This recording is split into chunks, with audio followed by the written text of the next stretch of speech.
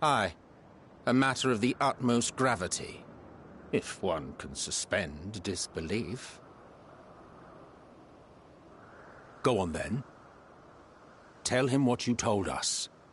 Who you are, and why you came.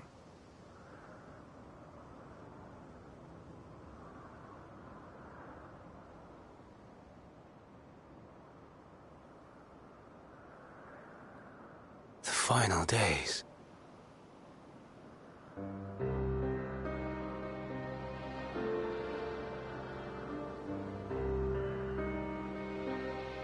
The phenomena observed during these star-encompassing calamities is likely the product of a dynamis reaction.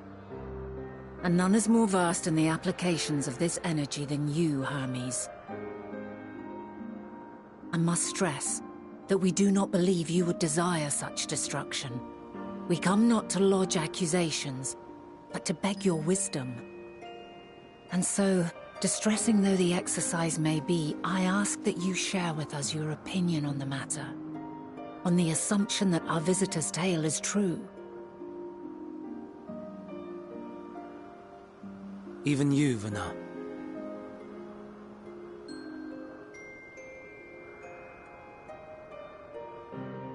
As you say, the phenomena observed in the two calamities may both be attributed to dynamis. Of note is the difference in its effect. In the first final days, it warped creation magics. In the second, it warped the people themselves. The key variable, I suspect, is the etheric density of the men of each age. As you know, ether, in essence, negates dynamis. Harboring high concentrations of ether, we ancients cannot readily manipulate dynamis, nor be manipulated by it. Therefore, rather than ourselves, the calamity affected our magics. In contrast, having been sundered, the people of the future are composed of but a fraction of our ether. Thus are they susceptible to the influence of dynamis and its transformative potential. But that would explain only the mechanism, not the cause. Though perhaps...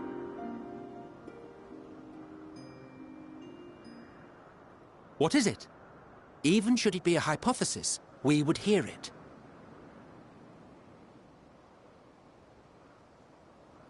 Dynamis is an energy put in motion by feelings. Feelings for which there must first exist a source. A source to which the victims must be attuned. One that harbors the selfsame negative emotions. Elsewise it could not be the agent of such extreme change. So it wasn't the stagnation of the celestial currents. Someone, or something, is instigating the star's demise.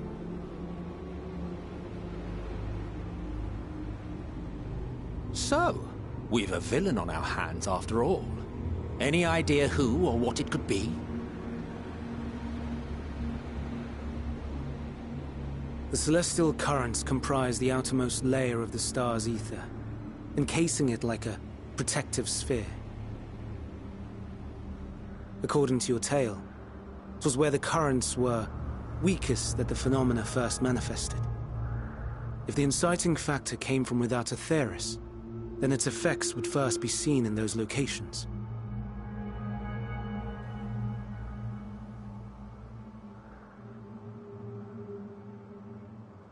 Greetings. Can you hear me?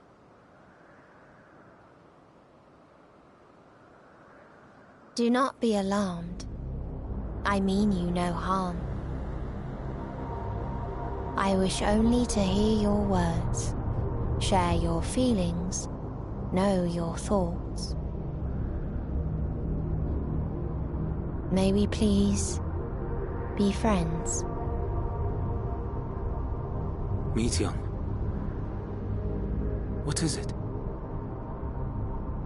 Executing scheduled task, suspending individual self and connecting to shared consciousness. Connection established. Commencing status report.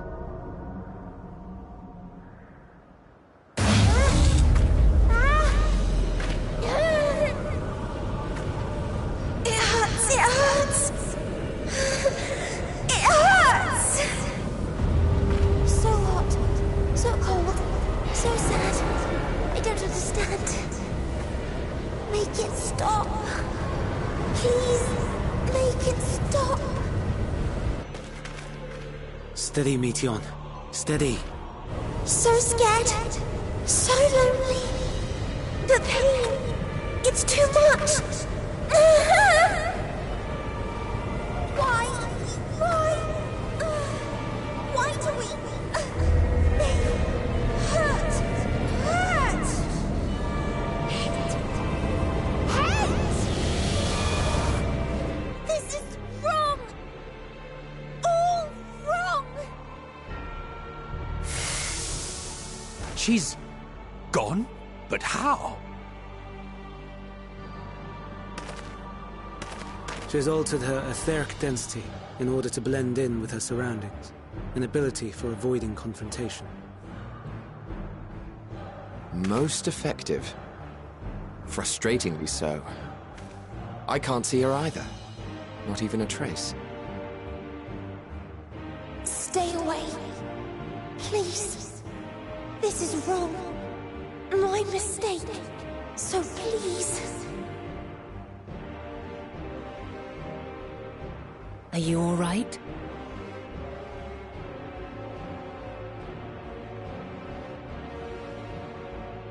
In your mind?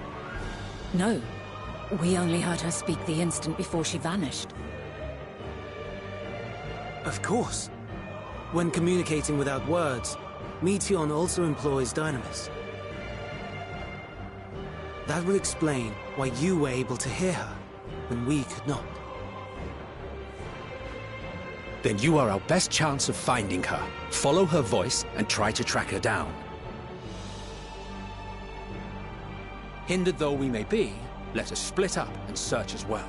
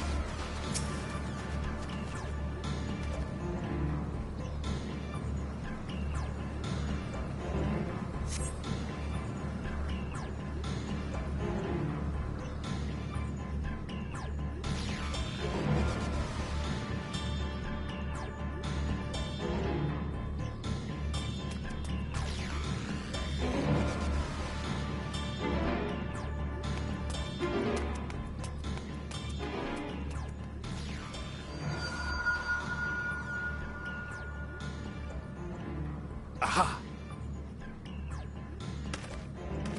Give chase. We shall herd her into the shelter.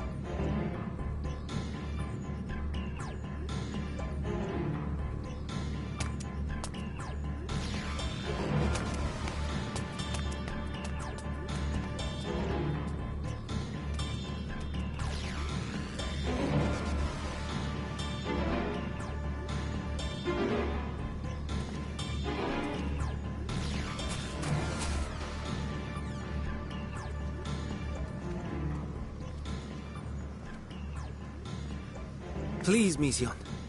We must speak.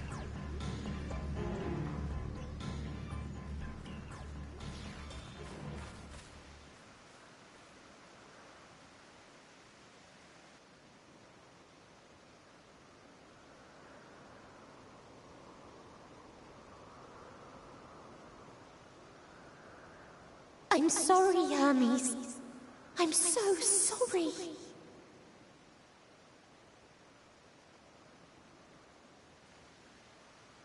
If someone can hear these words, then please...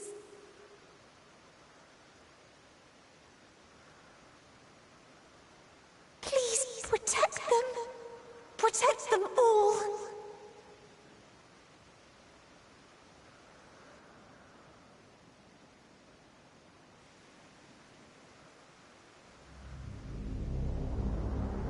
Individual self-suspended. Connection with shared consciousness stable. Our survey is complete. We shall now report our findings.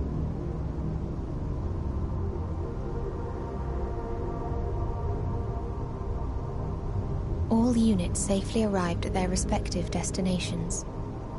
Seeking answers to Hermes' question, we attempted to make contact with the intelligent denizens of each star. Results are as follows, in order of numerical code. Enna. Traces of civilization found. Structures believed to have served as domiciles. No extant life forms detected. Dio. Ruined remnants of buildings scattered across star, surface of which is encased in ice.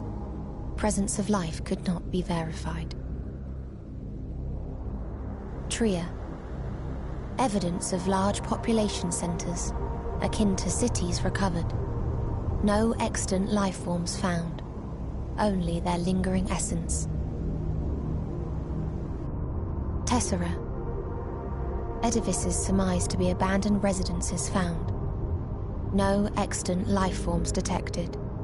Deadly plague or extreme environmental degradation likely to have led to mass extinction. They are all... dead. Octo. Star found in state of violent conflict. Contact successfully made with inhabitants, but deployment of weapons of mass destruction resulted in total annihilation of local population shortly thereafter. Inea. Star is a barren desert. No identifiable flora found. Bones of living beings resembling men discovered beneath sands, but determination regarding their intelligence inconclusive.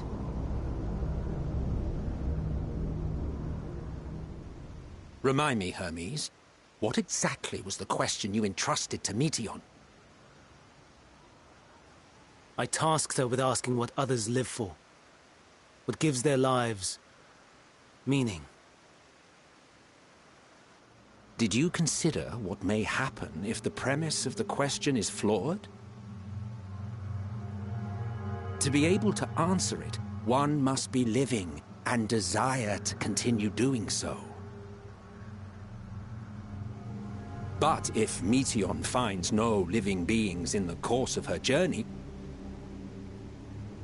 or none who desire to live, what then?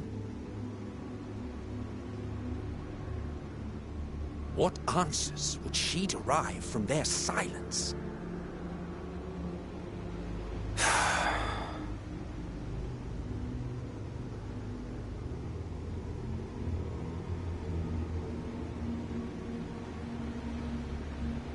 Meteion, enough! Suspend your mission, and return hither at once. Decapente. Local civilization once flourished under auspices of higher power. Said power later laid waste to civilization in fit of rage. Upon revealing this to me, entity elected to self-terminate in lieu of providing answer to question. No other intelligent life forms found. Turning a deaf ear, are we? We are taking Meteion back to Amarot. As I understand, we will need her if we are to bring back all of her sisters. Yes.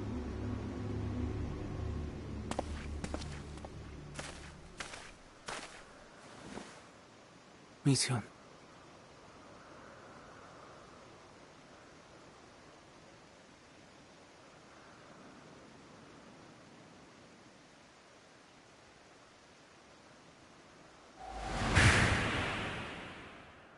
It isn't right, is it? It isn't right to turn away from the answer. Even if the answer is pain.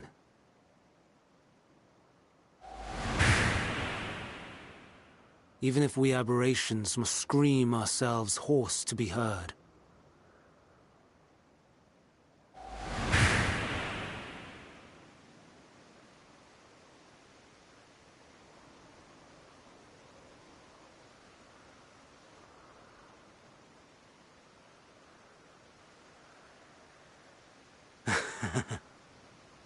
Aye. Whatever answers we find, I will not dismiss them out of hand. These words I said to you, and I will hold myself to them.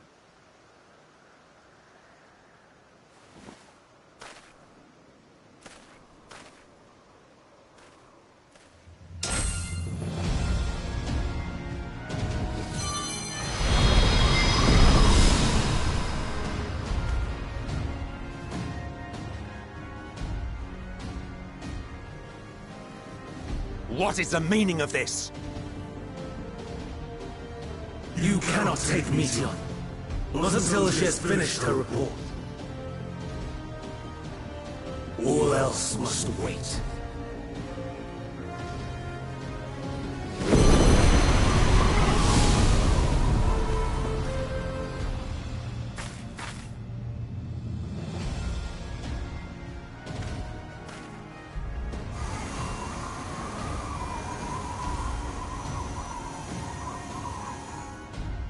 You fool!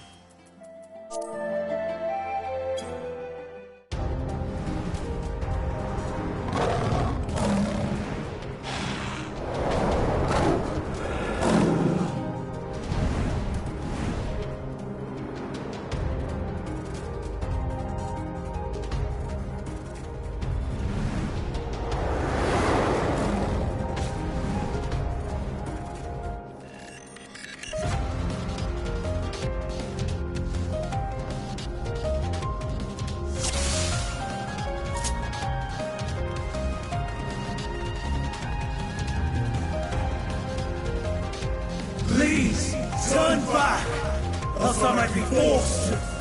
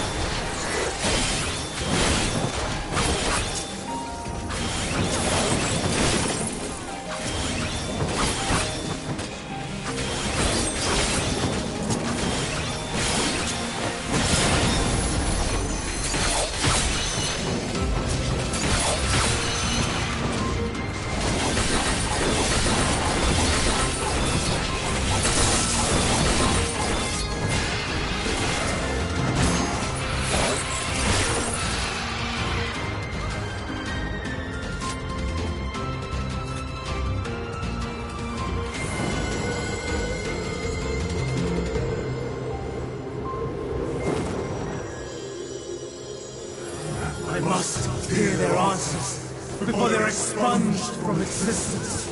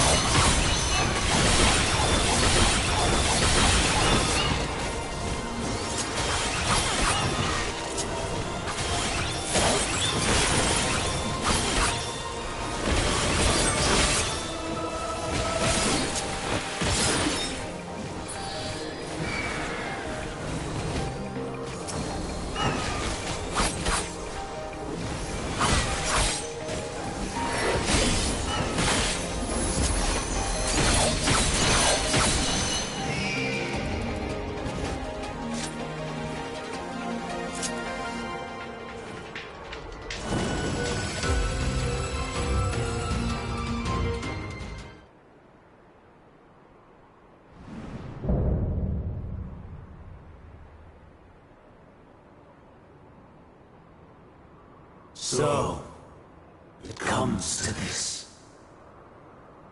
I have no wish to fight, but this time, I cannot yield. Though the world may think me a mad, desperate fool, I will hold fast to my conviction.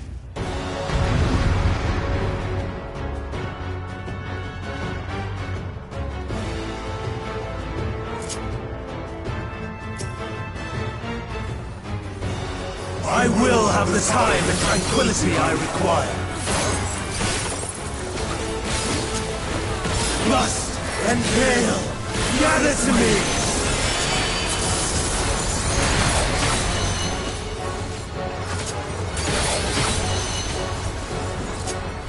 Ancient brand, unleash your power!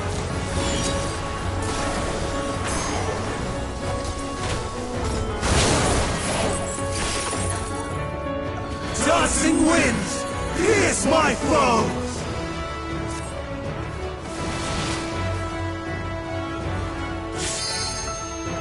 Stars on high, fall as rain!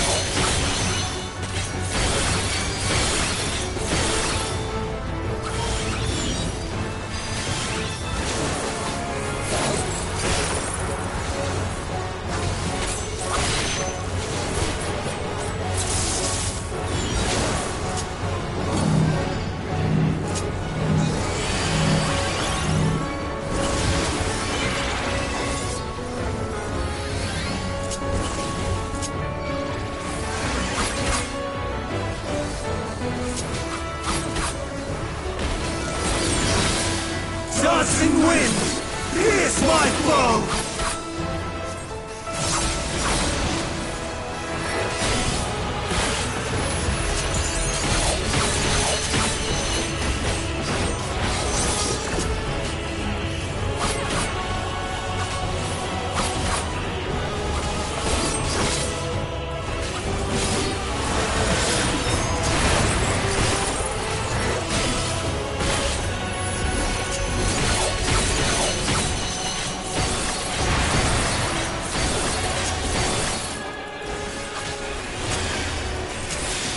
Stars on high!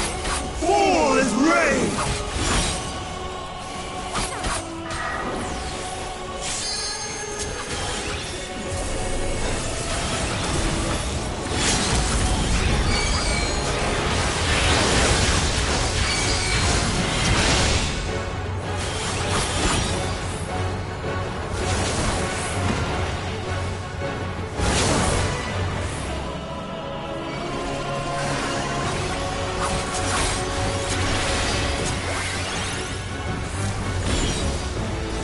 Even when transformed.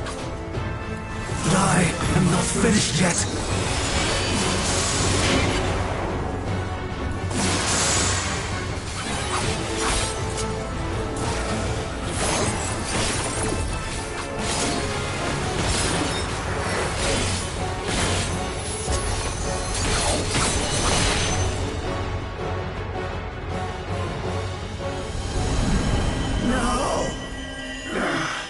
My power!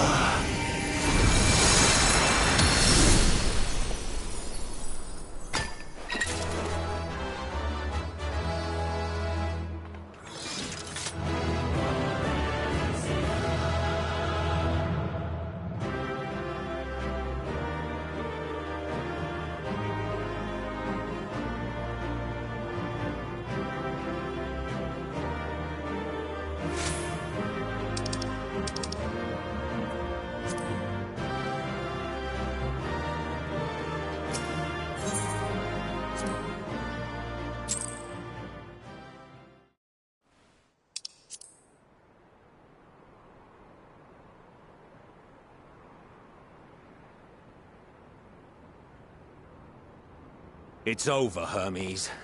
In the name of the Convocation, I hereby take Meteion into custody. And setting aside the matter of your nomination, you will come with us too. We require your knowledge to assess and resolve the situation.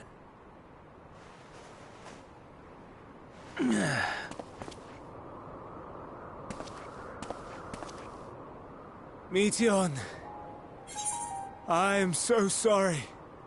Would that I could have listened to your report in full. Reflected upon its meaning and conveyed it to others. That they might reconsider their chosen course. But I have failed. And that wish will never be realized. However, ere our fates become the province of others, I bid you tell me just one thing. Was there happiness in those distant stars? Was there a reason for living?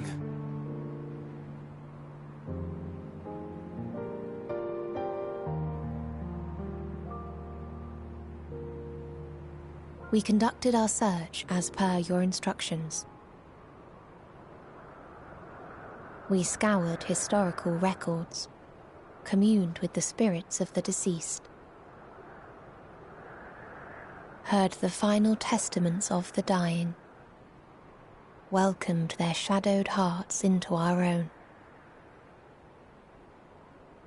One race had striven to create a world bereft of animosity. They renounced relationships to avoid interpersonal strife. and in so doing brought about societal collapse. One race had renounced war and devoted itself to the enrichment of its people. They were conquered.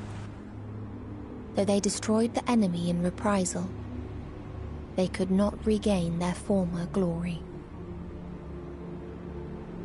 One race had concluded that finite time was the root of all woes. Aspiring to shatter its shackles, they went in search of infinity.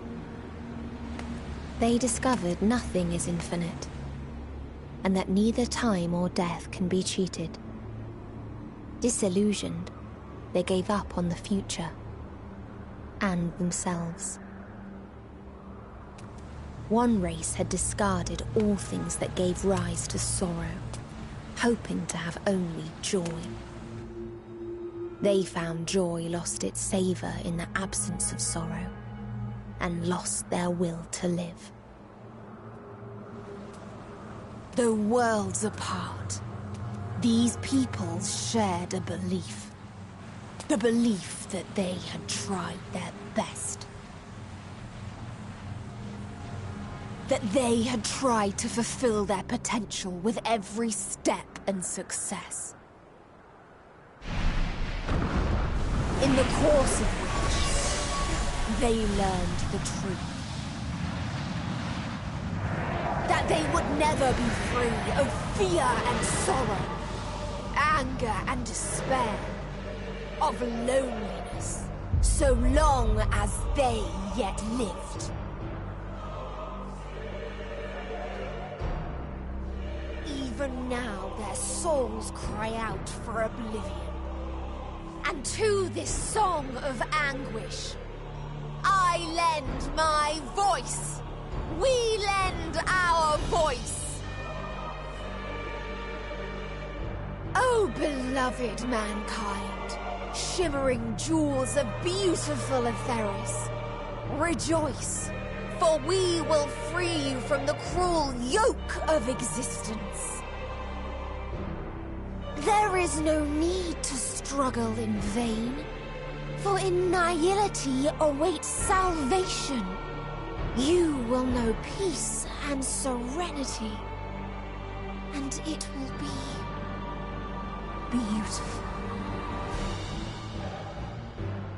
We will make our nest at the edge of the universe, and there in the dark of dead worlds hoard sorrow and suffering.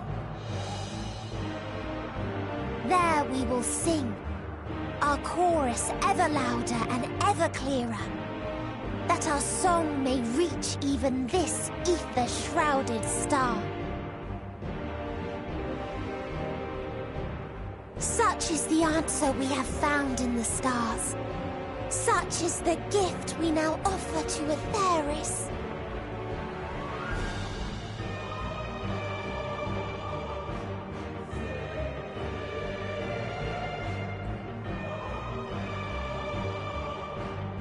Who are you to decide our fate? To decree we live or die?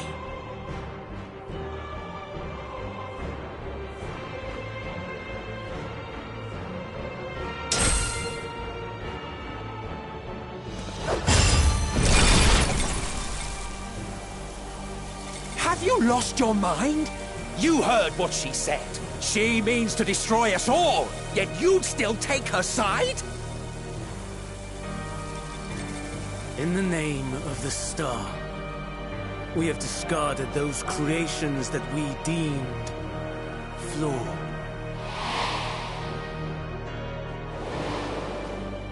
If we ourselves are flawed, does it not stand to reason that we too should be discarded?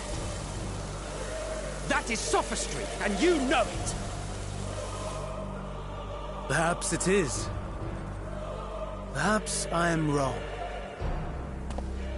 But who is to say that you are right?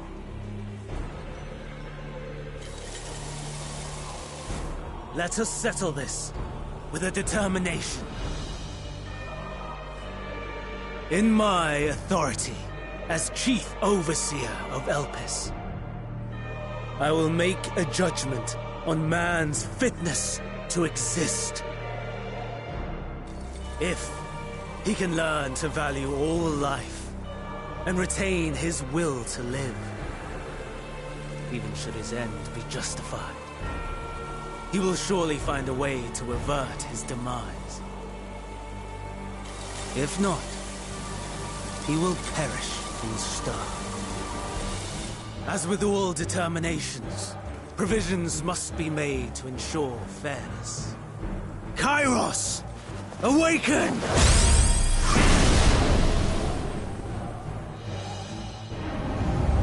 Memory reconfiguration system Kairos activated. Awaiting instruction. Command. Universal memory alteration. Target area. Catesis Hyperborea. Starting point. Arrival of Emmet Selk of the Convocation at Propylion. Endpoint. The present. Erase the memories of all events and replace with a vague recollection of the following.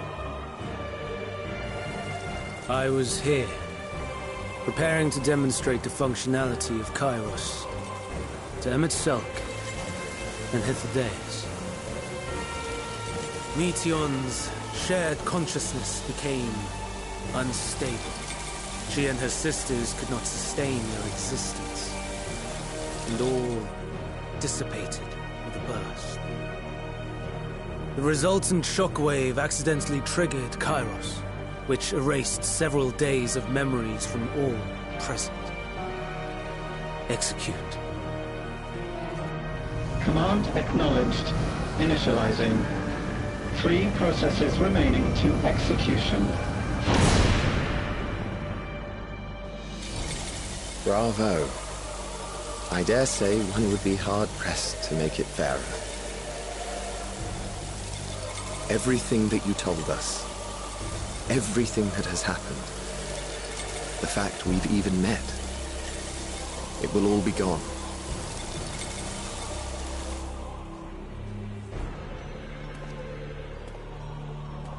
Go, Meteion. To the edge of the universe, where none can reach you. Hermes, won't you come with me? If you were to shed your flesh, I should be able to carry you.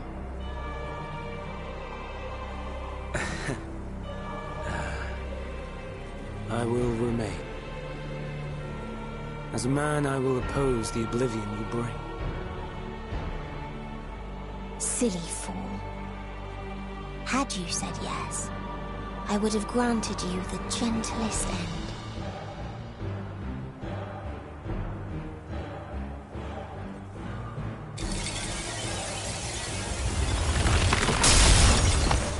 This ends here!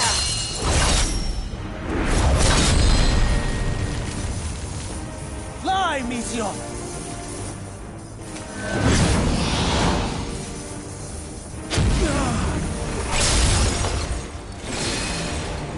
That is far enough, Hermes! Argos, to me!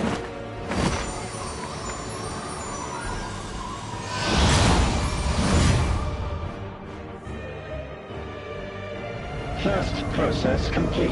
2 remaining to execution of memory reconfiguration. As if we needed more pressure. No matter what, you cannot forget what happened today. For it is the key to saving your future. Your world. This fight is our fight. What comes after, our problem to contend with. Not yours. No.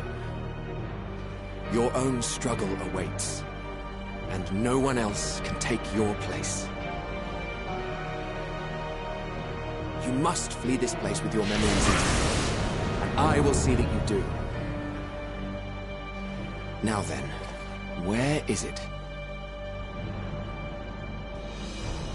There you are, my little confluence.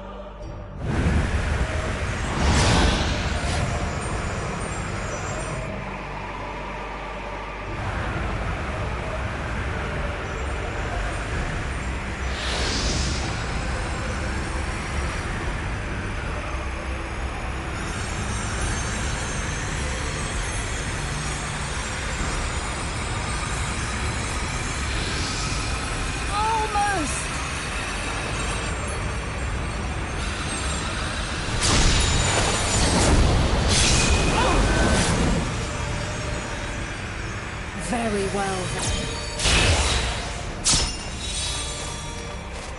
You may elude us this day, but not forever.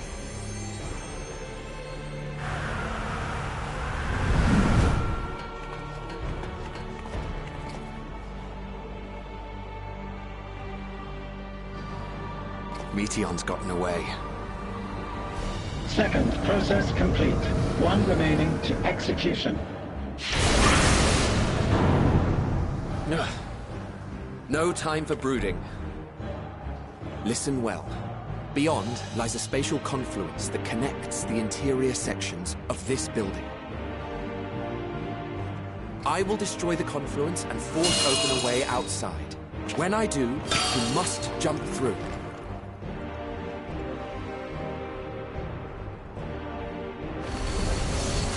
I cannot tell you how sorry I am. But neither can I let you escape!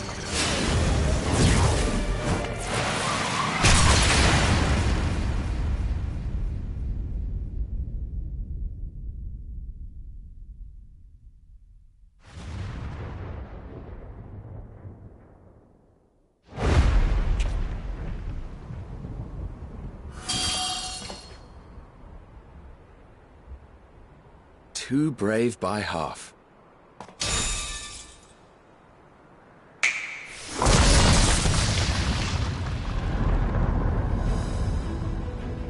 Exemplary work, as always, Emmett Selk.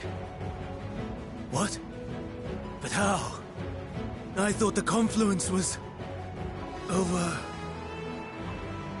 Over there? Yes. We were rather hoping you would. It was never anywhere but where it is now.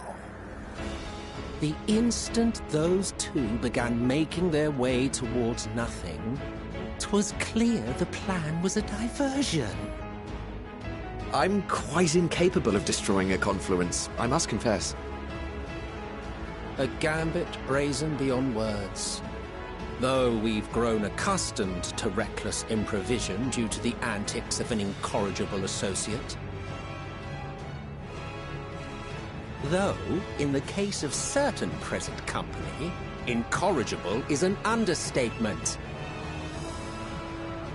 Honestly, I'm beginning to suspect it's a requirement for every Azen.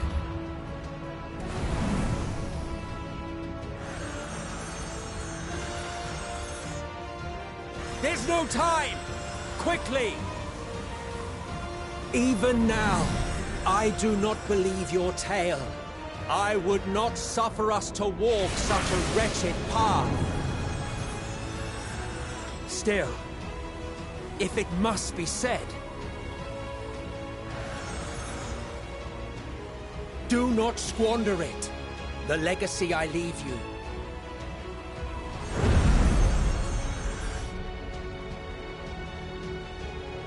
Final process complete. Executing universal memory alteration.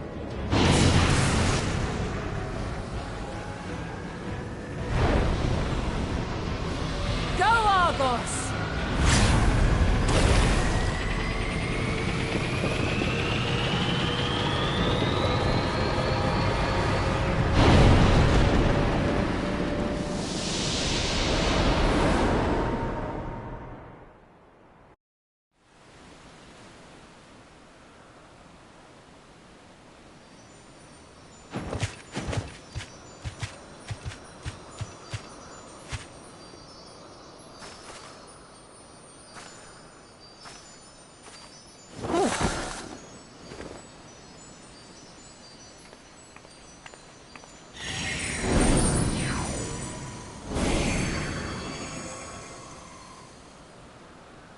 I'm fine.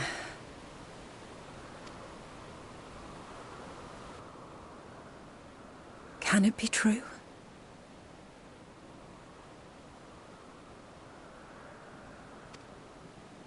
Are we the only ones left who see beauty in the world? In life?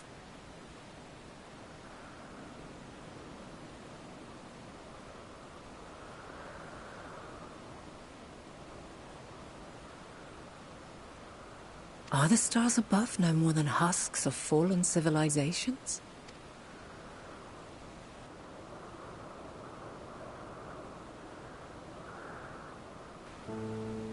And yet...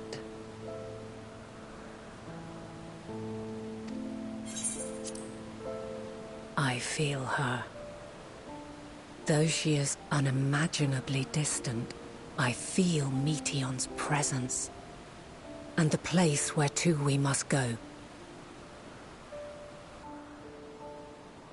Ere she made good her escape, I placed an enchantment upon her. One which allows us to follow her trail. She has already left the outermost bounds of Aetheris, and continues on her way. Given the vastness of the universe, it will still be no easy feat to track her down. But thanks to Emmet Selk and his Ladeus, all is not lost. We remember. So long as we remember, our fates remain ours to shape.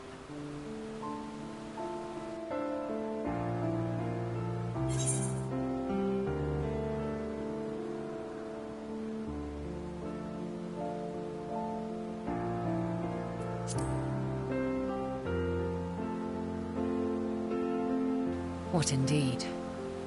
Let us begin by ascertaining the situation at Catesis Hyperborea, where the others should still be.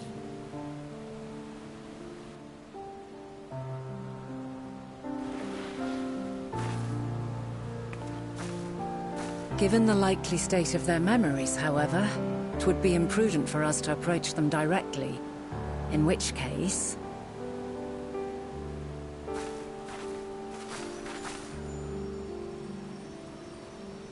I am sorry, my friend. I've asked much of you this day. But may I trouble you one last time?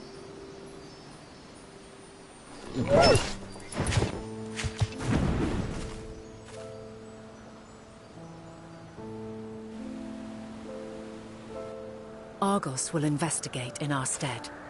We will share in his consciousness and see and hear as if we were with him. Now, close your eyes and open your mind.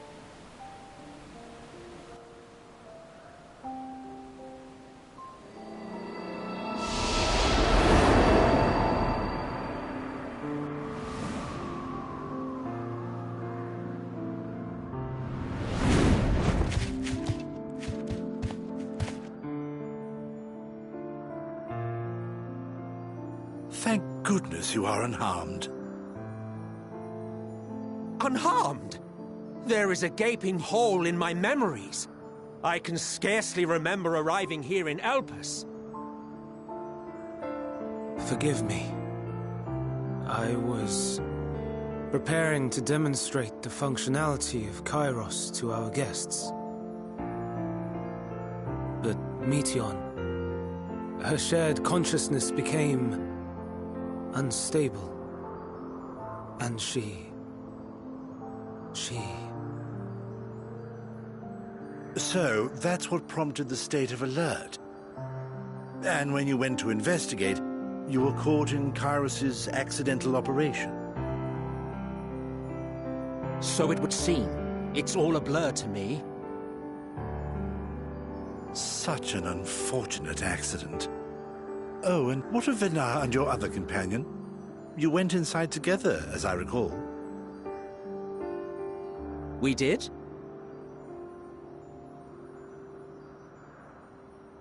If Venar was with us, I have no recollection of it. But that there is her familiar, is it not?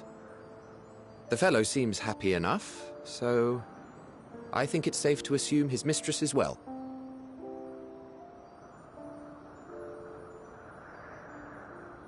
I haven't the slightest notion who this other companion might be, however. Ah, well, that individual struck me as a bit different, for want of a better word. Perhaps it wasn't actually a person, but some manner of creation. Curious. I must ask Vinar about it when next we meet. Yes, you do that. Now, if we may tend to Hermes, whatever this Meteion did, it seems he bore the brunt of it. Once you are fit to travel, you will return with us to Amarot. We need to make certain there are no other ill effects. Also, I am here on business of the 14. We've already had the conversation, like as not, but since your toy wiped my memory, we'll have to have it again. Yes, of course. As you see fit. This Kairos, it manipulates memories through the emission of etheric waves, correct? There is a theory which holds that memories scoured by blasts of ether are restored when the soul is cleansed in the underworld.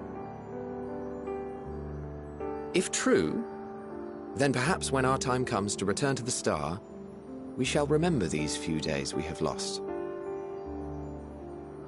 I doubt aught of interest occurred. Look forward to the revelation if you like, but I should prefer to reminisce on more meaningful moments.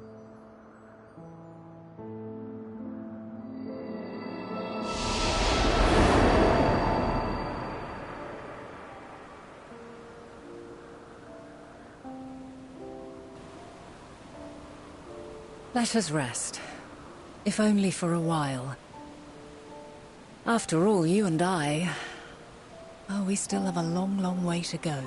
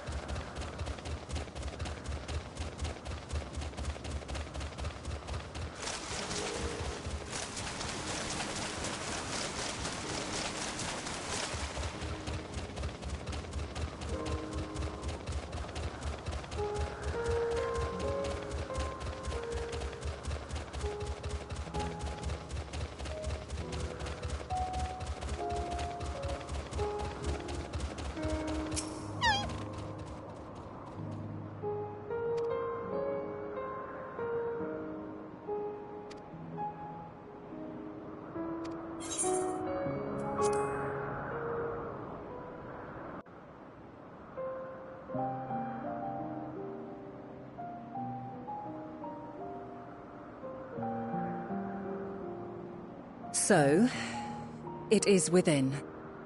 The portal that brought you hither, and will take you home.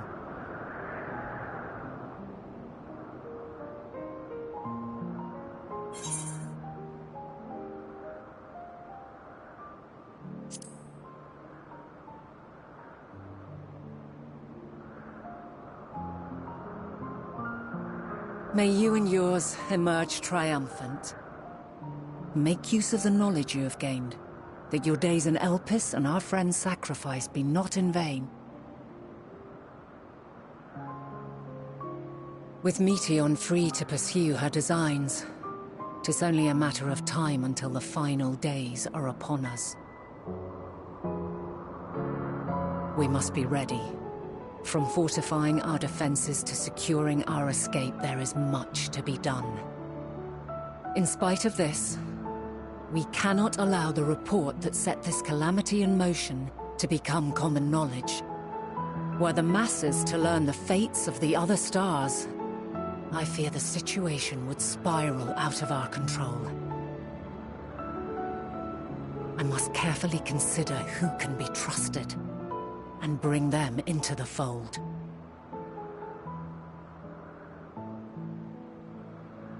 Ordinarily, I wouldn't hesitate to call upon the 14. However, it was the desire for a fair determination that drove Hermes to attempt to erase our memories. Were he made aware of his actions, there is no telling whether he would remain a friend or become a foe. Alternately, we might try to alienate him from the convocation. Yet in doing so, we would deprive ourselves of a brilliant mind who would be invaluable in the crises to come. Quite the dilemma. Which is why I must work independently of the convocation.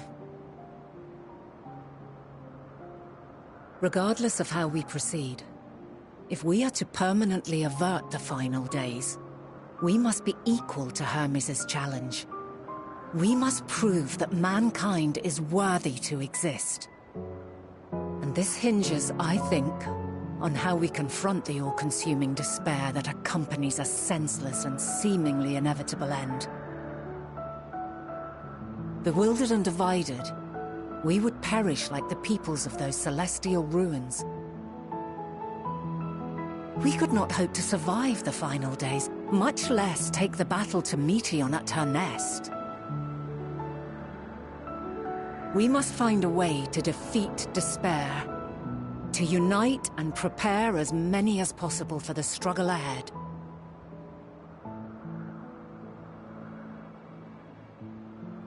Heavy will weigh the burden of guiding this legion of souls. Yet I have faith in mankind's potential. As long as he believes in himself, there is naught he cannot achieve. So I will not give up on him.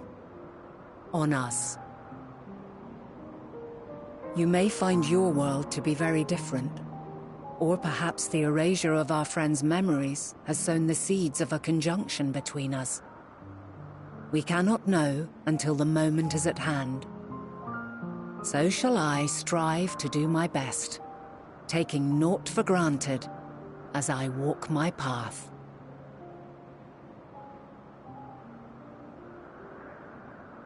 And I pray you walk with me to the end. As you move forward, so too will I, as will all, resolved to fight for the morrow. And when mankind has found the strength to stand against despair, we shall silence the song of oblivion. She who sings it will learn our journey is far from over. This I promise.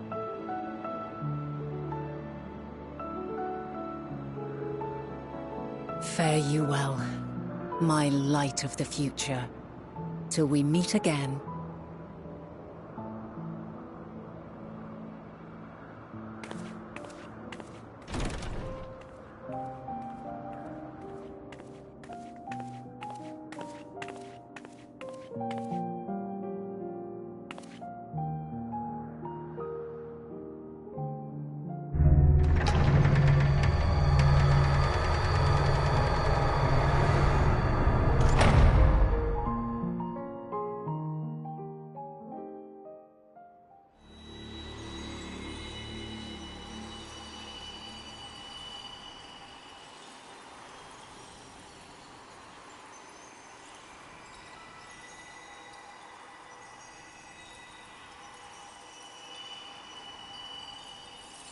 From this day forth, I shall strive to bring honor to the seat of Fandani.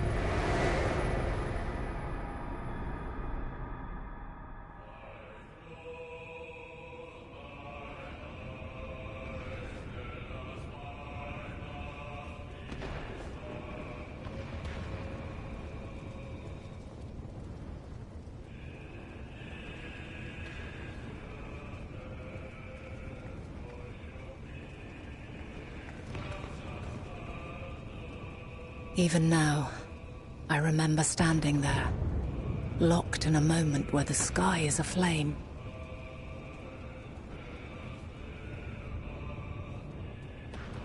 Where stars fall as tears, and screams darken the seas.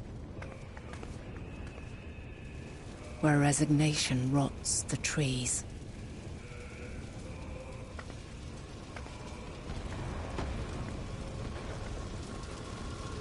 Where terror twists magics into abominations. Such is the lament of they who have gone before. The song of they who tried and failed to create a better world. The song of the end.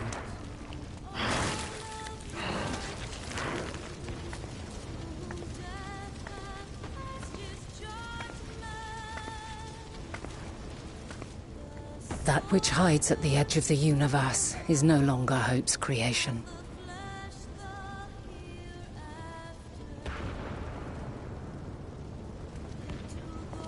It is hopelessness incarnate.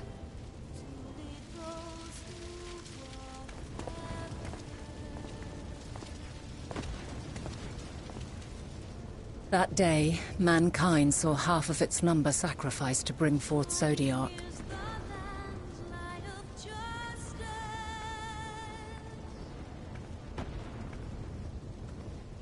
And covering the star in a shroud of ether, we forestalled the final days.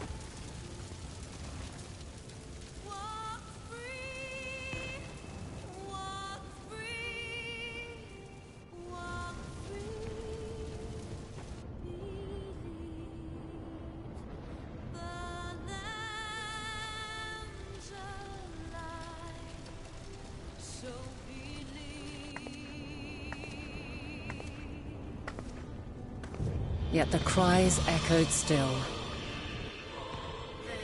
We wept for innocence lost, wailed for death inevitable.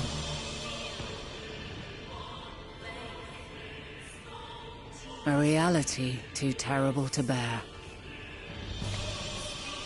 And for too many who sought comfort in gilded memories of joyful days and tranquil nights.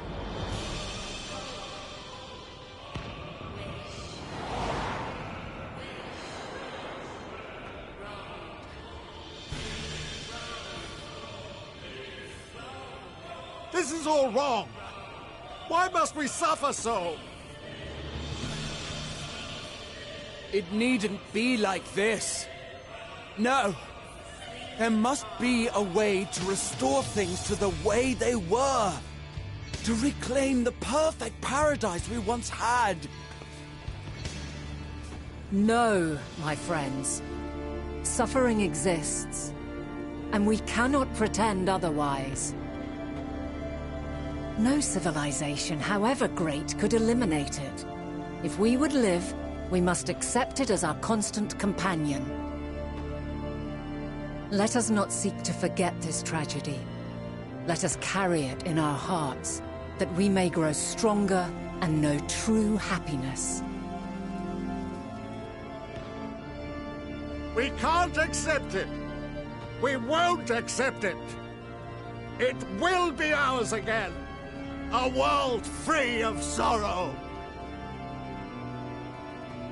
No, it will not. For there has ever been sorrow. Mankind was but spared its biting sting for a time. So please, open your eyes.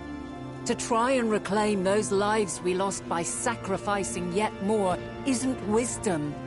It is weakness. No paradise is without its shadows.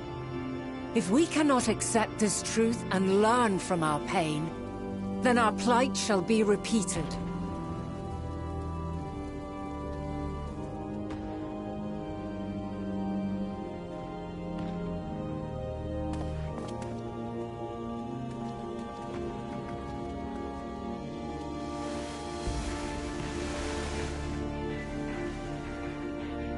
O mighty Zodiac! God, born of our boundless faith, we bid you, hear our prayer! Accept this offering of lives, and deliver unto us the lives we once had. Deliver unto us the days of old, the days when the star was a font of love, and we knew naught but bliss.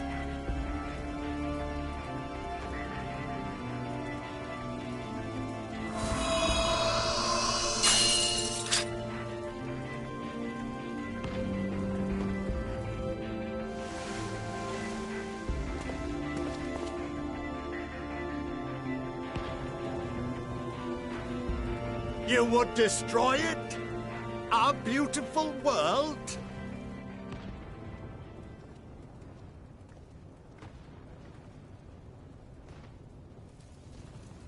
Lands that stretched on forever. Skies one could drown in. The heartbeat of nature, silent yet strong. And amidst it all, a people. Beacons of light and life. Laughter that warmed my heart like naught else before. They are my meaning and my purpose. My love.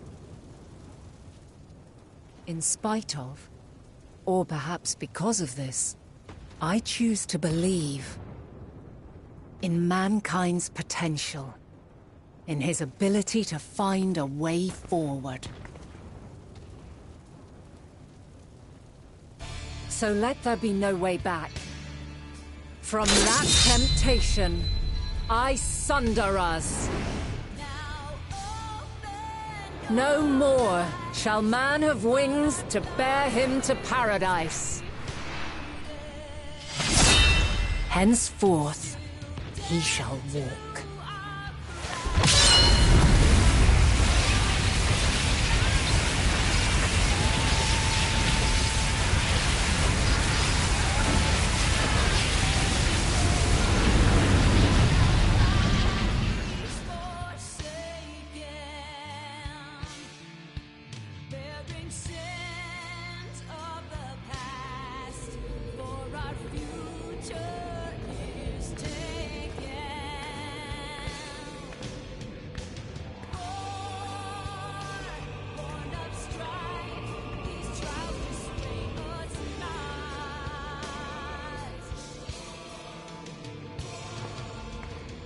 All is excruciating pain. I breathe fire and torment.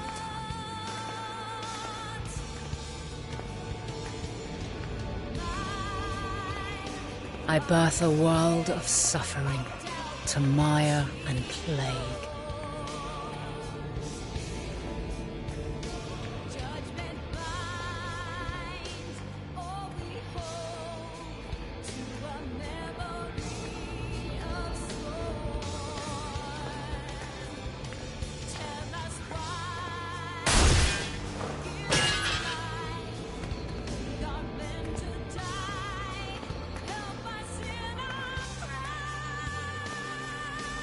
In one fleeting moment, lives come and go, ever moving towards the unknown. And in that fleeting moment, they cry for the answer to the question. Why, given life, are they meant to suffer, to die?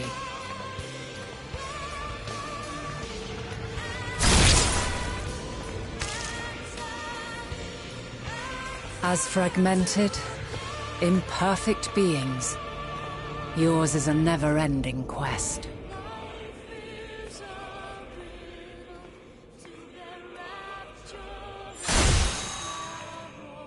A quest to find your purpose, knowing your end is assured.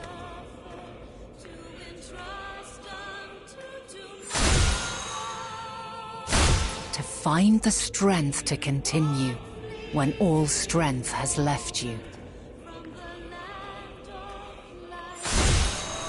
To find joy, even as darkness descends. And amidst deepest despair, light everlasting.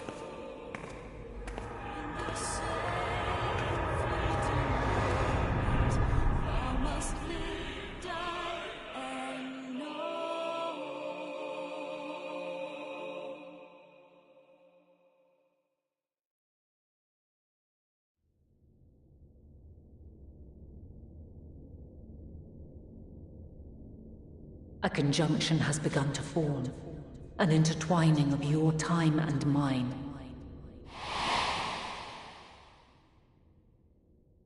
When you truly understand what is at stake, and your journey has prepared you to surmount the insurmountable, then shall I honor the promise made in another time, another age.